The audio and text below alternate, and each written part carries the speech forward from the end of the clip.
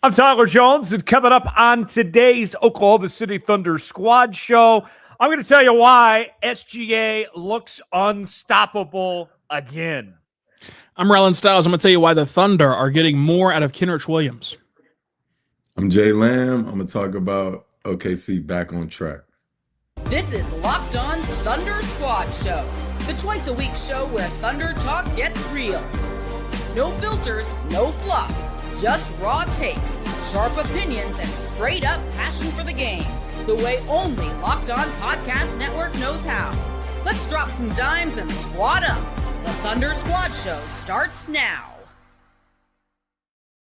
Before you start for the snowstorm of the century, we appreciate you for joining us here on this Thursday edition of the Oklahoma City Thunder Squad Show. Tyler Jones, Rylan Stiles, Jeremy Lamb here with you. Appreciate y'all hanging out with us. Got so much to talk about. We'll talk SGA in just a moment. Another outstanding performance for the league MVP, the Milwaukee Bucks. Injuries starting to stack up. What does Oklahoma City need to do going forward from here? Plus, is this team back on track? They've won 7 of their last 8 after having that rough stretch through the final weeks of December and the first couple weeks of January. And will we see more Kendrich Williams after he had a solid showing against the Milwaukee Bucks? And with the way the injuries have stacked up, we'll talk about that in our final segment. Guys, let's begin with Shai Gilgeous-Alexander. Last night, SGA in 33 minutes, 20 points, as he also had 11 assists and was plus 19 for the night. Another outstanding performance for SGA in the win against the Milwaukee Bucks. And it wasn't just the offense for SGA and the Thunder. They held the Bucks to 102 and really clamped things down on Giannis and company, as Giannis was held in check to just 19 points for the evening. It was a part of the NBA's Rivals Week, and they certainly silenced things about any rivalry with Milwaukee by any stretch of the imagination. But another great night, and this guy continues to shine and get it done. Jeremy, even we talk about the circumstances, right? That, hey, it's going to be Jalen Williams out for a period of time, or the lineups that they have to adjust because certain guys are out and other guys are in, whatever it may be. It does not matter. It doesn't matter the opponent. SGA continues to shine and get the job done with another impressive showing in last night's win. Yeah, it's amazing. They literally try to take everything away from him, and he finds a way to still be effective, whether it's getting his teammates involved or if he's scoring. He the way he reads the game, he knows where he can find his spots. He can find his spots at the free throw line. He can find his spots at in transition. Just the way the game has slowed down for him is crazy. I mean, it's people already know what he's going to do going into the game, and they still can't stop it. So, I mean, just seeing how he's playing the game, getting his teammates involved. Before he even scored, last night, he was getting his teammates involved. He had 10 points and 8 assists at one point, and then you seen him come in, like, when it was time for him to score, he's like, he went and did it. So just him showing that he's still that guy. He is the league MVP. He's available, and his teammates love him. And it's not always the case when you're a star, you're a superstar, all-star starter. You're on top of the world. Your teammates don't always love you, but his teammates love him. His coaches love him, and he really knows how to play the game now, to win, not just to get the accolades or get the stats. He knows how to win games, and just watching his game, it's beautiful to watch. Rylan, if we break down last night's game a little further in some of the details, only 7 free throw attempts. Doris, I'm sure you liked that one last night. 6 of 7 from the free throw line. 3-point baskets, only 2 of 2. This was an earned 40, folks. 16 of 19 from the field.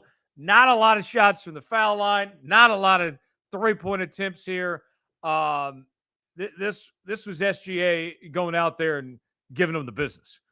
Yeah, I mean, he just didn't even see defenders in his face last night. He was able to shoot over the top of everybody. Nobody could slow him down. And you look at his game, everything was changing around him, including his own personal rotation. I mean, Ajay Mitchell really had it going in that first quarter. Mark only plays Shai 7 minutes of that first quarter, whenever usually Shai plays the entire frame. And they knew that they had to adjust their rotations because of the fact that you don't have Jalen Williams, J-Dub.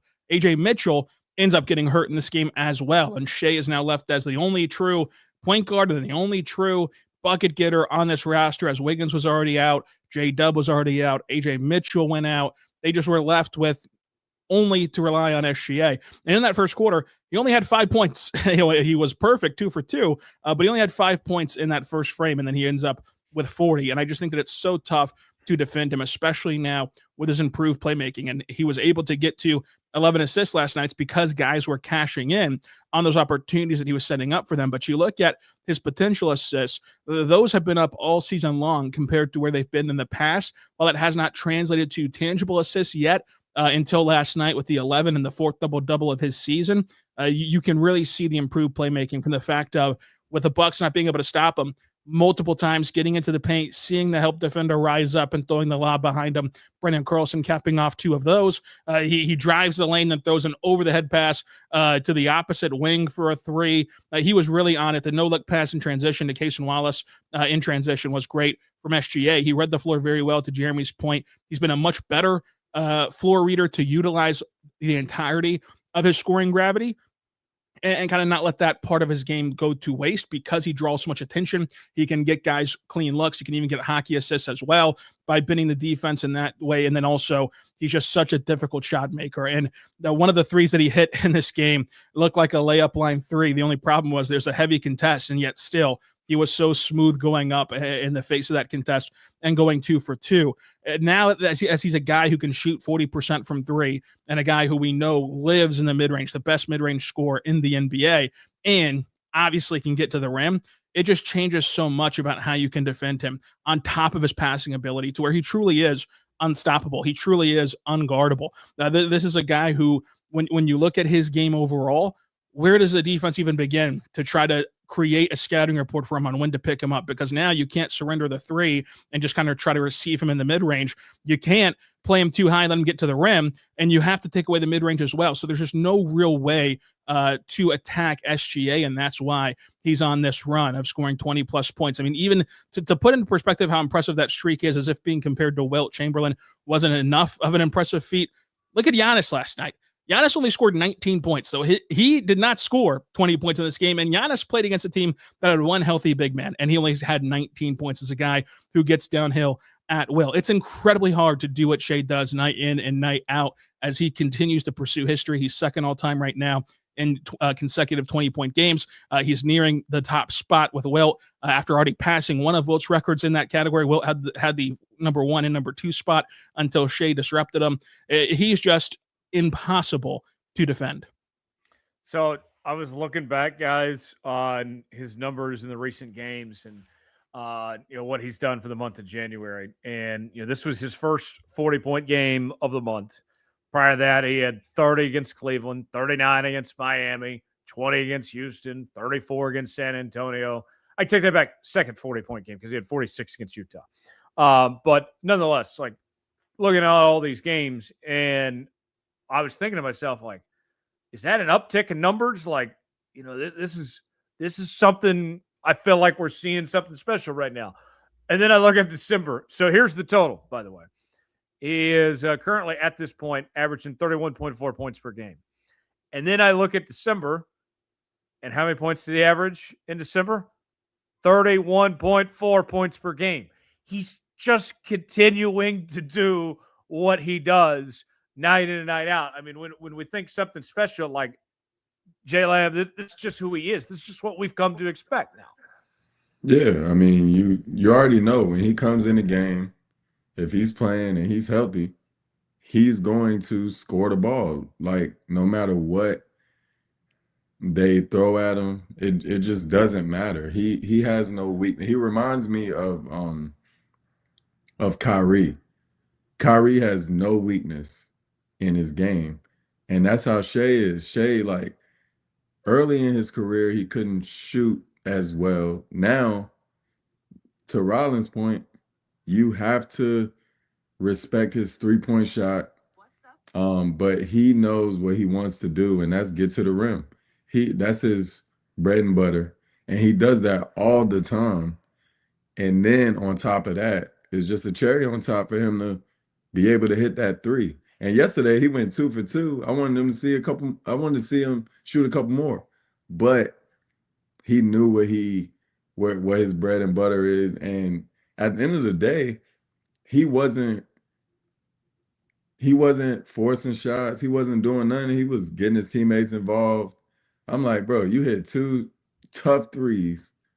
Come on now, shoot one more. Let's see, shoot another one. Let's see how many you can hit. But that's not his mindset. He's gonna kill you on how he wants to. So just seeing his game, seeing it, you could tell if you look back in the day when I was guarding him, it was easy to guard him.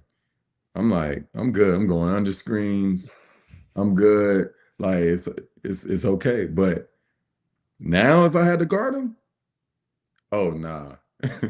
I would have no chance. And that just shows his hard work. His work ethic is incredible. And like y'all said, he's truly a player that is unguardable in the NBA. And it's no question about it. And that's what makes him so tough to guard, Jeremy. It's like he never gets out of character. Even on a night where everything's going perfect for him, number one, he immediately talks about his misses after the game. He has a game of his life and immediately talks about the 2 layups he blew in the third quarter. But number two, this was a game where not only did he have it going in every sense of the word, but he didn't have J-Dub. He didn't have Jay Will. He didn't have Alex Caruso or Wiggins or Isaiah Hartenstein. And even Ajay Mitchell goes out. And this could have been a game in which he took 25 shots and nobody blinks an eye, but instead he just plays the game within the flow of the contest, within the flow of the offense. He did start 2 for 2 from 3, but the defense was also letting him get to the paint at will, and so he took the higher efficiency shot for him. And it's like that would have, it's so hard to resist that temptation of when it feels like everything's going in to take those heat checks, and you don't ever see Shai do that, and he still got his teammates involved, getting the 11 assists. To your point, it's just like you know how rare that is, Jeremy. But whenever you see a guy going off like this,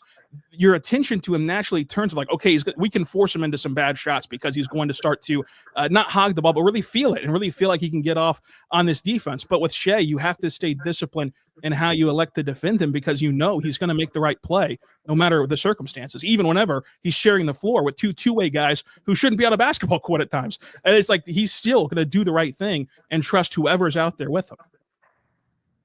Absolutely, because the hardest players to guard is the ones that's unpredictable. So you don't think that he's going to pass it to Carlson or whoever. It's like you think he's going to take the shot, but nah, he's making the right plays, and that's what makes him so hard to guard because everyone knows he can score whenever he wants, but he's still making the right plays. So an unpredictable player, you have no clue what to do. And that's why, like Rondo back in the day, he would have a wide open layup and pass it out to Ray Allen. It's like, bro, take the layup.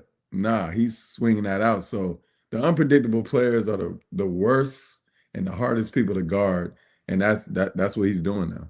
Well, and what's fascinating too, guys, is that we talk about him being unpredictable and tough to defend, but the consistency is there. Like the Thunder know night in and night out what they're going to get out of Shai Gilgeous-Alexander, but the teams facing him, they don't know how they're going to defend him, how or if they're going to be able to stop him of some sorts. Like that's a great spot where Oklahoma City finds themselves in, Jeremy, is that they don't we don't necessarily know how it's all going to look, what it's going to look like.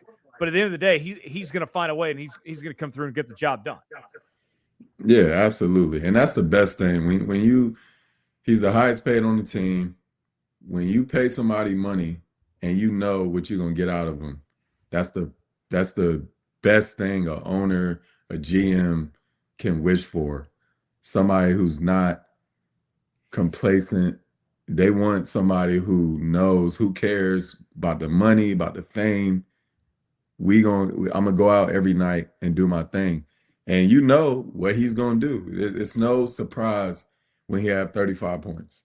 When I had 35 points, people are like, oh, good game, bro. Him, it's like, oh, it's another day in the office. So yeah, he's doing his thing, and that's what a GM, a owner, a coach can dream of, is someone who you know what you're gonna get.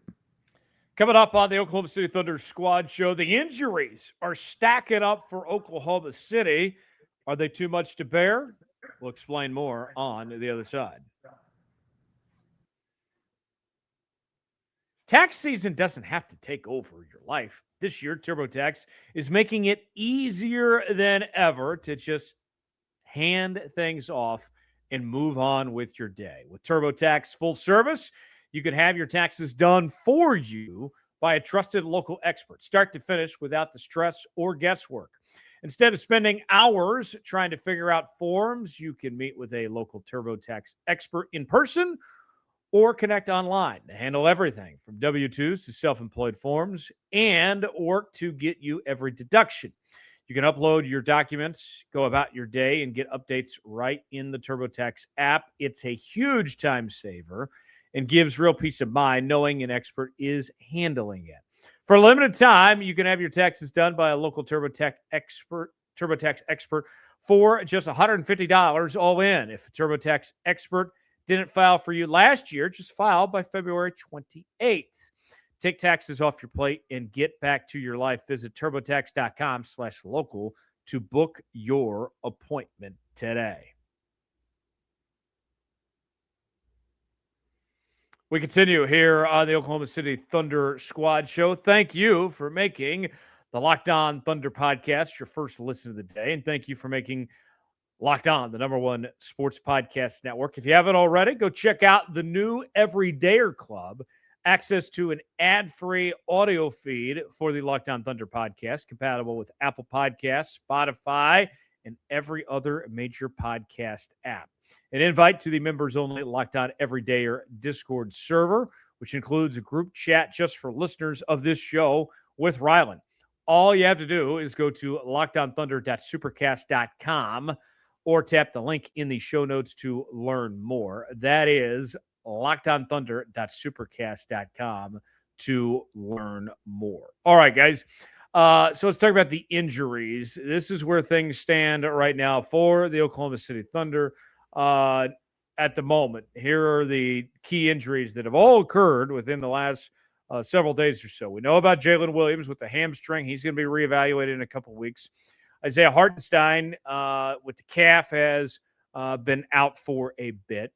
A new injury as of last night, Ajay Mitchell got banged up with a right hip contusion, and he's day-to-day for the moment. Alex Caruso with the groin injury, he's day-to-day. Aaron Wiggins, day-to-day, he's out due to right groin soreness. And then Jalen Williams, the other Jalen Williams, that is, he is also day-to-day with a glute injury. So that's where things stand at the moment. Rylan, that is 5 – actually, I lost track. That is 6 players that all play a very important role to some extent to this Thunder team that are all out right now.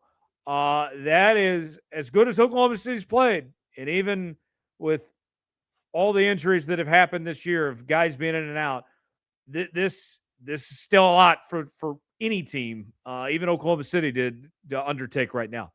Yeah, I mean, it certainly is putting the stress test on the claim of being the deepest, most talented team in the NBA, because they are really having to prove it right now. And to their credit, they're seeing guys step up, and they're getting enough from everybody, including guys like Lou Dort, who have had 2 straight bounce-back games. He was awesome on Monday against Cleveland. He was really good against Milwaukee yesterday, defending Giannis and knocking in 3 triples and even getting the mid-range shot going as well. Ajay Mitchell, of course, stepping up until he got hurt. But it's going to be a lot on guys like Kendrich Williams, on guys like Isaiah Joe. And then you're even going to have to see Brandon Carlson have respectable minutes like he did last night, where he had 9 points, blocked Giannis, had 6 rebounds as well. It's going to be interesting to see how many of these guys they can get back. Like some of those you would expect to be back whenever the injury report comes out tonight ahead of Friday, like Jay Will, for example. He was questionable heading into Milwaukee. The fact that they didn't immediately rule him out for Milwaukee makes it appear as though he's closer to returning and could be a guy who's questionable today and on Friday, and then he ends up playing against Indiana. They just simply need some bodies back in this lineup. So we'll see how that trends. But when you have Shai, you have a chance to win the games. And like that's the bottom line, but he is going to need help. But Shai can be a guy that takes over a game. And last night, it looked so effortless for him, but that was an impressive performance to go 16 for 19 with 40 points. Like you need that, and he will have the opportunity to do that against Indiana, against Toronto, against New Orleans. Like this upcoming stretch is not the stretch to truly be concerned about so long as Shai can play in all 3 games, but it gets really, really hairy really fast, because after this stretch, you're going to go on to close out this first half of the season right before the All-Star break. There's no more easy games after these 3 because you're playing Minnesota. You're going to go from Minnesota to Denver. You're going to play Orlando and San Antonio on a back-to-back. You're going to play Houston, then the Lakers, then another back-to-back of the Suns defense, and then these Bucks. And while these Bucks are really hapless at the moment, and by that time they could be in full-blown trade demand season and coming off of a brutal trade deadline on the 5th. Still, a back-to-back, though, 2 of them in this short span before the All-Star break can really be damaging for a Thunder team that's really banged up right now. So they need to find a way to get some guys back and really just crawl into this All-Star break before that week off to try to get some guys healthy again. Jeremy, with all these injuries, next man up mentality, of course. We always ask who's going to step up in these circumstances. It seems to be Lou Dort's been that guy with the way he's played the last couple of games here. Yeah, he's been playing great. He probably hear the chatter around trade talks and stuff like that. But I mean, I don't worry about the injuries just simply because, I mean, like you said, Giannis, he had 19 points last night. He looked like a regular player last night.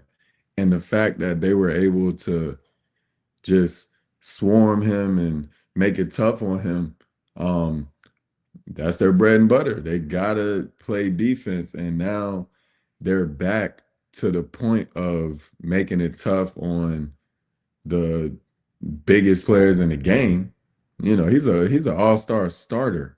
So the fact that they made him look regular, you know, I mean, I was watching the game and I'm like, yeah, I didn't even see him out there. He wasn't in transition. Whenever he would try to get in transition, they, you know, bringing 2-3 guys to him and everybody's running around just making sure like he's not going to win the game for them. And the fact that they're able to do that is huge. So the injuries, as long as there's no big injuries, I feel like they good. It's giving other people reps. It's giving people, you know, time to really work on their game in real live basketball games. And that's when you get better. So for him to be able to, for everybody just to be able to come together and just, you know, just be a complete team, no matter who's out there, is huge. So I wouldn't worry about the injuries too much, just because they're so good defensively. But you know, you want to get these guys back just so they can get some I don't know, some camaraderie, so they can really start learning each other's game again. But at the end of the day, nah, they're gonna be good. To Rylan's point, they got Shai on the floor. Everything's gonna be fine.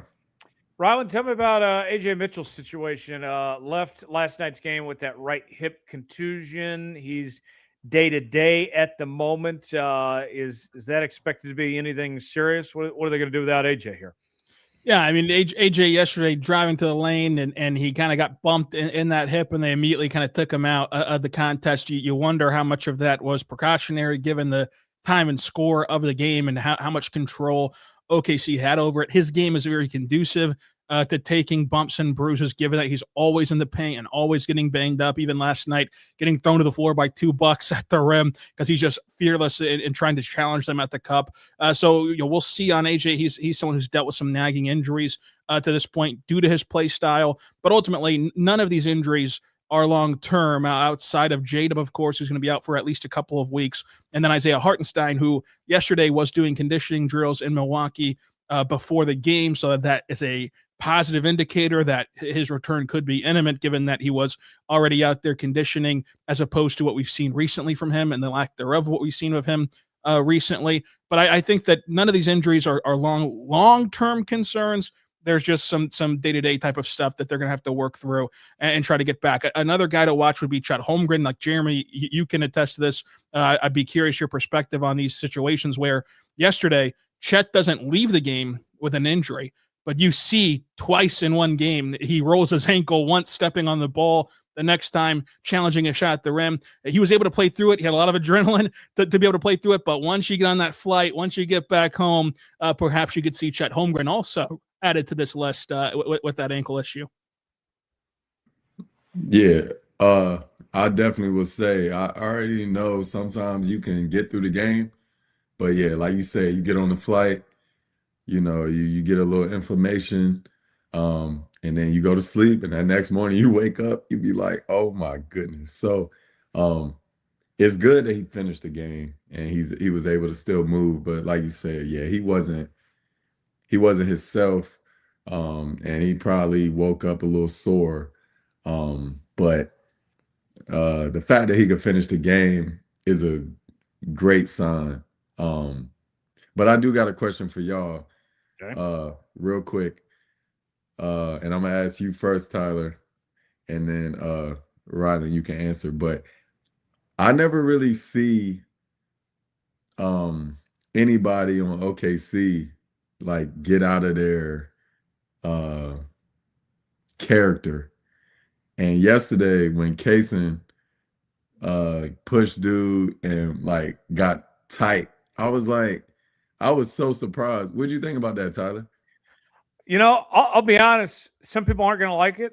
I thoroughly enjoyed that a bit. Seeing that different side of him. It didn't hurt the team at all. There was nothing negative to it. It's the thing I point to, kind of using a football analogy. Chris Collinsworth said for many years, football is a game of emotion, but you have to learn how to play with said emotion. That's the difference. I think the same can be applied in this case. Like, hey, it's one of those deals where, and if you can have that edge to you, but if there's no, as long as it doesn't, hurt you or set them back, then I have no problem with that. I enjoyed seeing it, Rylan. Yeah, I think that whenever you look at it, like Kaysen, this has been very rare for him. I mean, the only other time you can think of was in Vegas against Houston last year, whenever he and Hartenstein got a little chippy with the Rockets in a game. Kaysen's fearless, and he took a cheap shot from Bobby Portis because Portis was just frustrated with how the game was going. He got broke off by Shai on one end, then comes down and clanks an open three, and then just shoulder checks Kaysen, bumps Kaysen on a couple steps backwards, and then going into the timeout, Kaysen runs over and pushes Bobby Portis on the way to the bench. It got a technical foul. It was a nice welcome sign though, because there's been some times in this Thunder iteration, especially that Mavericks series, where they had to learn how to respond to those sort of antics and those sort of actions. And the fact that he was willing to go mix it up is a good sign of like, you're not just gonna push someone around and like, you're not just gonna take out your frustrations on this team. And Bobby Portis didn't retaliate. And Kaysen was over on the bench laughing after the fact that he even did that. So I thought that was a good moment from this team, especially with how beaten up that they were not going to let Bobby Portis, who has this reputation of an NBA tough guy for whatever the reason, I guess because his eyes go crazy sometimes, like try to intimidate them. Yeah. One more thing I'll add before we step aside here for a moment, guys. If I take Jalen Williams out of the picture because he's the biggest star of the guys that are hurt, of the next kind of five, Ihart, Mitchell, Caruso, Wiggins, and Jalen Williams. Who's the most important to kind of get back? For me, I feel like it's Ihart because that adds a whole nother element to this team, especially when it comes to inside presence, rebounding and all that, and another big that they just don't have right now. That's to me the name. What say you guys? Let's start with Rylan here. Who's the most important you think to get back here soon? Yeah, Ihart's certainly the best player not named Jalen Williams that's out right now. I think that for the immediate future, as in like if you could just pick one to come back tomorrow, I would say Ajay Mitchell as someone who can really grow in this time as a young player who still hasn't played 82 games yet in his NBA career and is going to be relied on heavily in the postseason. These opportunities to have the ball in his hands and to be able to create for himself and others and be a high usage role, these are so valuable for him to get up to speed in time to be who's going to end up being the third shot creator on this roster. Like Chet is an awesome play finisher. He's an awesome scorer this year. But in terms of creating your own shot, Ajay Mitchell, J-Dub, and Shai are the ones who are going to be able to do that. So him getting this experience in the immediate future is vastly important. Whereas with Ihart, you know exactly who he is, and him coming back, there's not going to be any learning period. He's gonna know how to set a screen. He's gonna know how to go get a rebound. He's gonna know how to defend the paint. And so you want to keep Ihart in such a protective bubble from now until the postseason to have him in the playoffs. That I think that if you're looking at like who could you just handpick to be right for the last stretch of this season before the All-Star break, I'd want to see AJ get a lot of those developmental reps right now in this unique scenario where he's truly playing off of Shai a lot more in those Shai AJ minutes, but also really in charge of an entire offense when Shai's off the floor. What about you, Jeremy? Besides the obvious of Jalen Williams, who's the most important player that the Thunder could use to come back right now? Ajay Mitchell for sure. He's elite on both ends, and he just takes pressure off everybody. When he's out there, everyone knows like what he's going to be. And Ihart is the same way. Everybody know what he's going to do on a night-to-night basis. But Ajay Mitchell, he got different. He has a little bit of everyone's game. He can play make. He can create his own shot. He could do a lot on that floor. So I think Ajay Mitchell getting back, and obviously, like you said, J-Dub, we all know what he could do, but definitely Ajay Mitchell. I have one more thing before we take a quick timeout, guys. We have a post on IG from the MVP himself just about 18 minutes ago. For however long now, people have called Shai, and I find it so disrespectful. And we've seen Doris mention it in broadcast multiple times, the free throw merchant.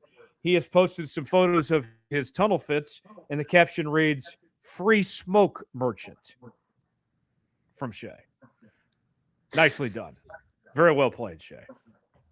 Very good stuff. Nice. More to come on the Thunder Squad show as we'll continue to talk about the free smoke merchant. Is Oklahoma City back on track? They've won 7 of their last 8. We'll discuss that and more as we continue here on the Oklahoma City Thunder Squad show.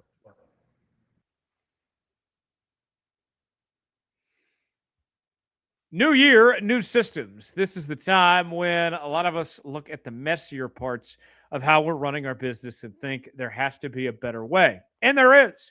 Streamlining your communications is one of the quickest upgrades you can make. That's why today's episode is brought to you by Quo, spelled Q-U-O, the smarter way to run your business communications. Because when your team is reachable, organized, and communicating in one place, you're not just working cleaner, you're creating more opportunities to connect with customers. Your whole team can call and text from one shared business number, so nothing gets missed. Everyone sees the full conversation thread, which makes replies faster and more personal. It's no surprise, Quo is the #1 rated business phone system on G2, trusted by more than 90,000 businesses, from solo operators to growing teams. Make this the year where no opportunity and no customer slips away. Try Quo for free, plus get 20% off your first 6 months when you go to quo.com/LockedOnNBA. That's QUO.com/LockedOnNBA. Quo, no missed calls, no missed customers. Welcome back. We continue here on the Oklahoma City Thunder Squad Show. Rylan Stiles, Jeremy Lamb, Tyler Jones back here with you now.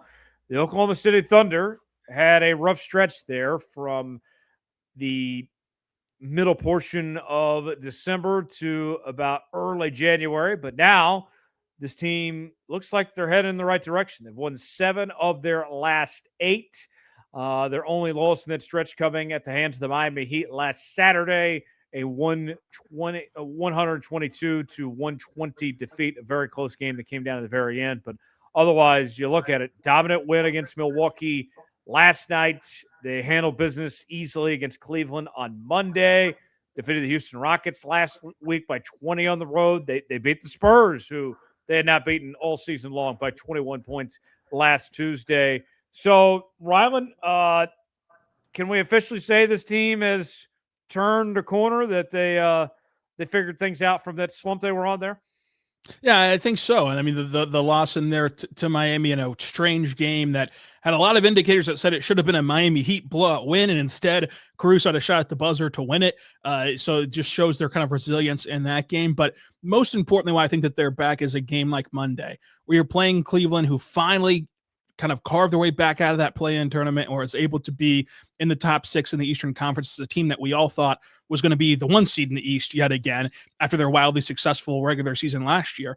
This was a game in Cleveland where Cleveland should have been the hungrier team, should have been the more desperate team, should have been trying to get a rare statement win for them on their season. And yet the Thunder from opening tip-off looked like the better team and the more desperate team, and they were able to match and surpass the intensity of Cleveland. And whenever they were on that messy stretch where they were 6-6 in those 12 games, they so often failed to show up in that category, or turned it on too late, or didn't get it going until the second half, and the game kind of was closer than it should have been. And the fact that you've seen them over this stretch of 8 games be a team to deliver the first punch, like to San Antonio, like to Houston, like to Cleveland, it's been a welcome sign and a return to form for this team. And they've kind of gotten their mojo back in that way, and especially defensively, they've been flying around. What they did to Giannis yesterday was just unbelievable. I spent all day thinking about how they were going to defend Giannis, and then it ends up being the fact that, like you said, Jeremy, there were so many times out there where he's on the court and you don't even notice him, and that's hard to do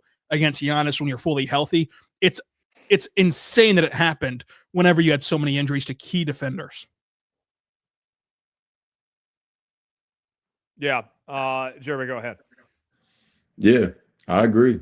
I mean, like you said, when you make Giannis look like a regular player, they got their mojo back. And it's also tough too with when you're OKC and everybody expect them to just win every game.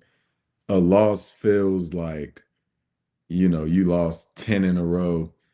But at the end of the day, they only lost 1 or 2 games that they shouldn't have lost. Maybe 3 games they shouldn't have lost. They still only lost 8 games. And it's such a long season. It's hard to be perfect the whole season. You got to go through something. So for them to be able to only have lost, 8 games, for them to be able to stay together through all the chatter they hear from the media, everything is just heightened just because of, they're the defending champs. They got the MVP. He had arguably the best season or single season that anybody has ever had. They're gonna look at you and try to tear you down when you're on top. So for them to be able to stay focused, they've only lost, like I said, 8 games, and they doing their thing still. Yeah, they definitely got their mojo back, and yeah, it's great to see. Guys, I know it was over a week ago now when the Thunder beat the San Antonio Spurs, but with everything we mentioned, like of all the hoolah and everybody making such a big deal about San Antonio, You win that game like they did by 21, and they've only lost one game since then. And we mentioned what they've done 7 of their last 8. Rylan, does maybe I'm reading too much into this, but was that San Antonio game kind of the turning point? Was that the wake-up call that, okay, this team is back on track? Do you point to that game specifically, or is it kind of just collectively all we've seen in these games here? I think it's a little bit of both. I mean, you can point to that game because that was the game in which they really had it going from the opening tip. I mean, from their mindset to their approach on both ends, their physicality defensively, like even in that stretch of 12 games, even of those 6 wins, the Philadelphia game, the Atlanta game, the Utah, like there's just so many games in which they clearly were not in it. I mean, they clearly just did not care in the first half of that Sixers game to the extent that they should have. Or the Atlanta game. They still won. They still got it done because they're such a better team than those two. But that San Antonio game, they played 48 minutes of legitimate Thunder basketball on both ends of the court. And then they turned around and did it again against Houston. Whenever it was a possible letdown spot after finally getting the best of San Antonio, then having to turn around one day later and do it on the road in Houston. And the fact that they did that, and that was a Houston team, again, who was at home and should have been desperate for a big win, as they've been teetering back and forth between the play-in, like at the 7th seed, and as high as the 2 seed at times this season for Houston. So like that was a big game as well. So I think that the San Antonio game just reaffirmed the approach that they needed to have. And we talked about this. Alex Caruso in the locker room after these losses in December, he continuously hammered them about how they have not had the right approach. They have not had the right mindset. And it's one thing to say those things, but then once you actually go and implement the lessons that this veteran is trying to tell you guys, then you see, okay, yeah, he knows what he's talking about. It does work. And then you've seen from that point forward, complacency, effort, defensive lapses. We have not talked about any of that stuff since that San Antonio game. So I think that it's been a collective effort to wipe it away. But that San Antonio game was one of the first nights since that stretch where they really did come out with their hair on fire from opening tip on. One thing, too, of looking at these recent games here, for Oklahoma City, we know, historically speaking, dating back the last few seasons, they play well against Eastern Conference teams. And the way they dominated against Cleveland and Milwaukee, these 2 games, I know they lost to Miami on Saturday, but you got Indiana coming up, Toronto coming up. They'll be playing Orlando here in a couple weeks as well. Like when you're Oklahoma City, like you got to, I think they kind of enjoy that, Jeremy, when they see these teams that they don't play that often and presents a new challenge like these other opponents trying to scout them when they don't see them that much. I mean, that to me is like Oklahoma City understands the mismatch they kind of have on those type of teams. Yeah, the East is much different from the West. The West is more fast paced. So when you playing against Eastern Conference teams, when OKC get out in transition, they have the advantage. I would be nervous about Toronto just simply because where's that game at? Is that at home? It's in OKC, but it's still a scary game. Their defense. It's a scary game. That length on Shai. That's what I was gonna say, because Toronto got a big team, and at the end of the day, OKC they don't have a big team, which it works for them. But at the end of the day, it's gonna be some tough matchups in that game when you got Brandon Ingram, you got what's the other dude name? Scotty Barnes. Scotty Barnes. They got some heat over there. So I would say they probably want to play these people to show like, they still the inferior team. But at the end of the day, that might be a tough matchup for sure. I believe the term for a guy like Grady Dick for Toronto is sneaky athletic. Yeah, absolutely. He's been having a good year too. And the Thunder's success against the East, like last year, they had the best record in NBA history going cross conference. This year, they've only lost twice to the East with the Charlotte loss and the Miami loss. And they've just been so – over the last year, they lost 3 times to the Eastern Conference in total. So whenever you look at it, they've been dominant.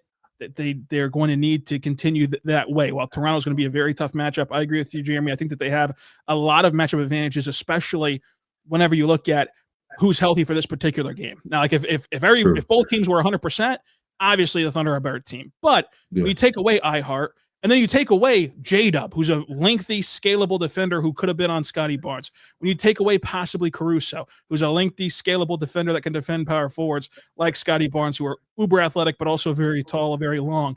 Like, whenever you take these guys away who can do the things that Toronto does well, and you're left with these lineups, then that can create some advantages for Toronto. Brandon Ingram has had a terrible time trying to score on Lou Dort, but he's having a much better season this year than he has in years past. So you look at it, and it's going to be a very fun game on that Sunday. And they can beat them on a regular day. They ain't beat them in a 7-game series, no matter what lineup out there. But they could beat them on a regular day. You know, that's the NBA for you. One more for you before we step aside here, guys. Of that stretch, we mentioned that they're about to play Indiana, who, obviously they were in the NBA Finals with last year, and they opened up the season. Their second game, Indiana's opener, was against them in that double overtime win. And it seemed like throughout that NBA Finals, and maybe even that first meeting that they had back in October, that there was some animosity. These teams did not really like each other. I know that it's a Friday night game in January, but Jeremy, there's still got to be something to that, I think, for this Thunder team of, we're facing Indiana here. If they're worried about Indiana at all, then I would be surprised. They should not be worried about it. You don't think they're getting up for Indiana? They're just another team? I mean, Indiana only won 9 games this year. Like, nah, they chilling. They're gonna get a good night's rest, and they gonna do what they got to do, just simply because they can't match up to them no matter who's in or out. Indy can't match up with them at all. So, I would be surprised if they worried about it. They might be a little mad, they beat us last year. Let's kill them.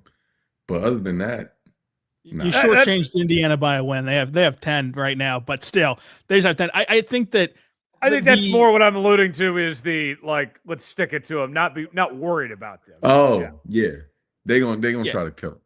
Yeah. I think that obviously the Thunder having won the title like that alleviates some of the bad blood, but also this is just a completely different Indiana team. Like, Miles Turner plays for Milwaukee now. Therese Halliburton isn't healthy. Their injury report is just as long as OKC's. They've had a horrific stretch of injuries, and you feel bad for what they've had to endure. And I think that the part of the season opener for Indiana, the energy of that building was incredible. That was finals-esque, and that's a passionate fan base. That is a loyal fan base. That is a basketball state. I mean, that's why they have the motto of in 49 states, it's just basketball, but this is Indiana. And it's like, okay, we get it, dude. We saw Hoosiers, go away. But they were really up for that contest. That was their Super Bowl. And it listen, that's not a detriment to them. They don't have a lot to look forward to, and they knew that this season was going to be a trying year because of the injuries that they had heading in, because of the guys that they lost in the offseason. I mean, they knew that without Halliburton, this was not going to be a year full of celebration and victories. Credit to Rick Carlisle for getting to 10 wins and getting his 1,000th career win. He's a Hall of Fame coach. But this was going to be a year that you had to take a step backward to take a step forward because of the injuries. And for those reasons, I think that it does take some of the natural luster out of this particular game. But I will say that from now on, once this Indiana team is out of this kind of purgatory year, I do think, Tyler, that it will link these two franchises together forever. These are two small markets who getting to the finals is a big deal. It's not the Celtics or the Lakers that just they can't remember all their final teams that have made appearances there. Indiana just simply getting there and the path that they took to get there. That team is cemented forever in Indiana. Obviously, this Thunder team is cemented forever in Oklahoma City. And any time from this point forward that you see these two teams go and do battle, you'll always be thinking about that finals. It just so happens like this year, it's harder to make that connection because of how foreign both teams are from where they were just a few months ago. Like even in this game for the Thunder, while they still have those guys on roster, it's like Jalen Williams isn't going to play, and he scored 40 points in that finals game. iHeart probably isn't going to play. Like, you look at it, and so I think that it will be something that moves forward though with this matchup. Like this matchup moving forward should be something that both sides get up for, and especially both fan bases will get up for. But it's just difficult for Friday in particular because of the injuries. Yeah, I mean, the Thunder and Heat were a big deal for a long time from their finals matchup. Go ahead, Jeremy. Yeah, and before we switch to the next segment, I got love for Indy. I played there. It's a lot of great people there. Rick Carlisle, he was like a great person for me, just mentally on and off the court. So I don't want nobody to think that I don't like Indy and they, whatever. Nah, I love Indy. I love everybody over there, but they can't match up with OKC. Hey, nobody should feel bad for Indy. Their football team just won a national championship, which didn't seem possible in my lifetime. That's a whole nother story. So they got their title. They had their championship parade this week and everything. They're fine. For sure. And Oklahoma City, of course, got theirs too. Final segment next. Let's talk about Kenny Williams. Kendrich, should we see more of him? He had a good showing last night in the game against Milwaukee with 18 points in 28 minutes. We'll discuss him and more as we wrap up here on the Oklahoma City Thunder Squad Show on this Thursday afternoon. Stay with us.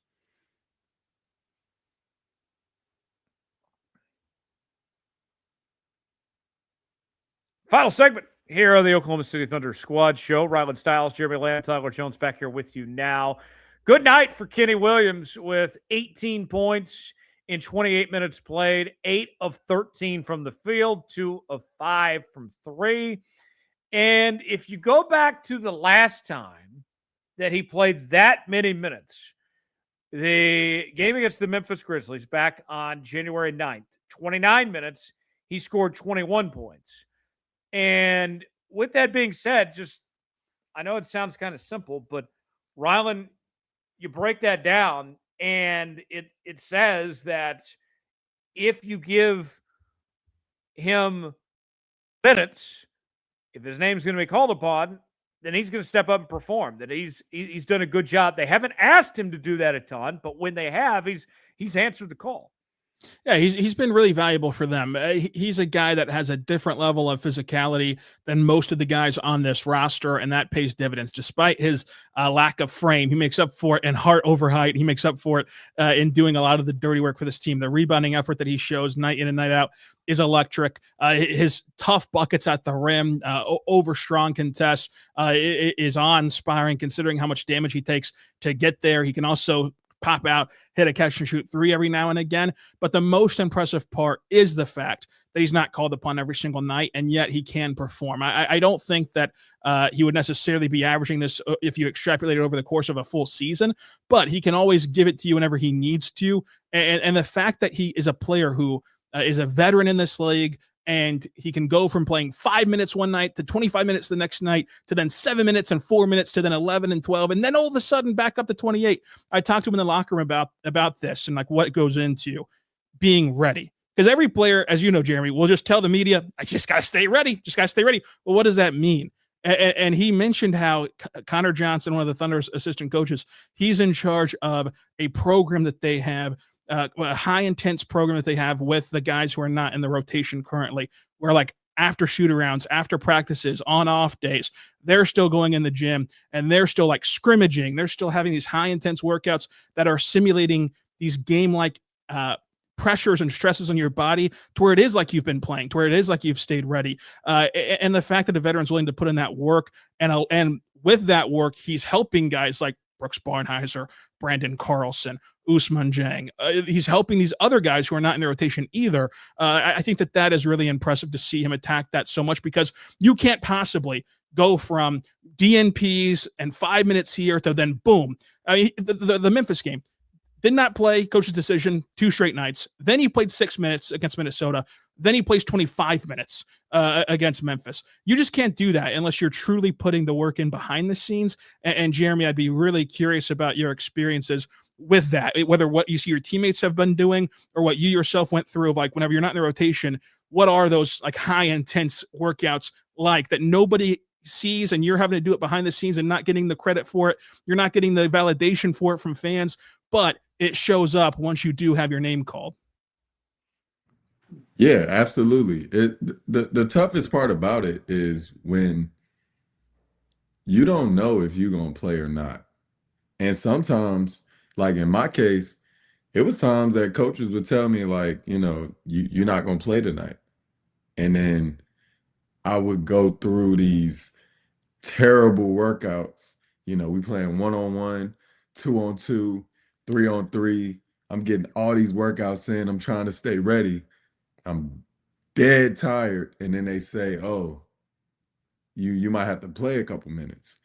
It's like, wait, what?